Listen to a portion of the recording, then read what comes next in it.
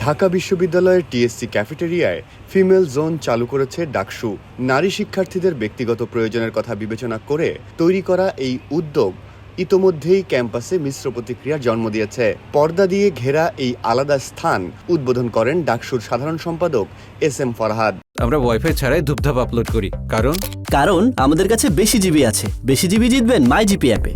এ বিষয়ে ডাকসু এজিএস ও বাংলাদেশ ইসলামী ছাত্র শিবিরের ঢাকা বিশ্ববিদ্যালয় শাখার সভাপতি মহিউদ্দিন খান বলেন, টিএসসিতে যে ফিমেল ক্যাফেটেরিয়া যে ফিমেল লাউঞ্জ স্থাপন করা হয়েছে, এটা মূলত শিক্ষার্থীদের প্রয়োজনের কথা চিন্তা করেই অনেক ফিমেল শিক্ষার্থীরাই, বিশেষত ফিমেল যারা সম্পাদক আছেন বা সদস্য আছেন ডাকসু, তাদেরকে জানাচ্ছিলেন যে ঠিক কিভাবে এই সমস্যাগুলোর সমাধান করা যায়। পর্দা সংক্রান্ত ইস্যু নিয়ে অনেকে কথা বলছিলেন বা অন্যান্য ইস্যুতে।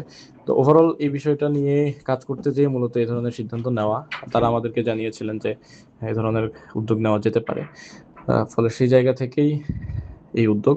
অন্যান্য ছাত্র সংগঠনগুলো ফিমেল জোনের প্রয়োজনীয়তা ও কার্যকারিতা নিয়ে প্রশ্ন তুলেছে। ঢাকা বিশ্ববিদ্যালয়ে যে সকল মুসলিম আমার যে সকল নারী শিক্ষার্থী বোনেরা আছে, তো তাদের প্রধান সমস্যাগুলোকে তারা অ্যাড্রেস না করে তারা এমন একটি বিষয়কে সামনে এনেছে যেটি দিয়ে তারা রাজনীতি করতে পারে। কারণ তারাও জানে যে এরকম একটি পপুলিস্ট কাজ করতে গেলে তারা এটি নিয়ে একটা আলোচনা সমালোচনা হবে এবং এটিকে পুঁজি করেই তারা তাদের রাজনীতিটা করবে, যেটি জামাতে ইসলামী ছাত্র শিবির করে ঠিক একই কাজ ছাত্র শিবির এবং ছাত্রী সংস্থা তারা ঐক্যবদ্ধভাবে কিন্তু তারা এই কাজটি করেছে এবং এটি তারা শুধুমাত্র রাজনীতি এটি পুঁজি করে রাজনীতি করার জন্যই এই কাজটি করেছে বলে আমার কাছে মনে হয়েছে। যে ফিমেল কর্নারটা করা হচ্ছে, এটা আসলে ওই প্রাইভেসিটা পর্যাপ্তভাবে আসলে প্রোভাইড করতে পারছে না, কারণ এই জায়গাটা খুবই সংকীর্ণ। এই জায়গাটা যদিও দুই দিক দিয়ে হচ্ছে আপনার একটা দায় সারা রকম পর্দার ব্যবস্থা করা হয়েছে, আপনি দেখবেন যে আরেকটা পাশ আমাদের ক্যাফেটেরিয়ার মূল যেই দেয়ালটা, সেই দেয়ালটা হচ্ছে গ্লাসের।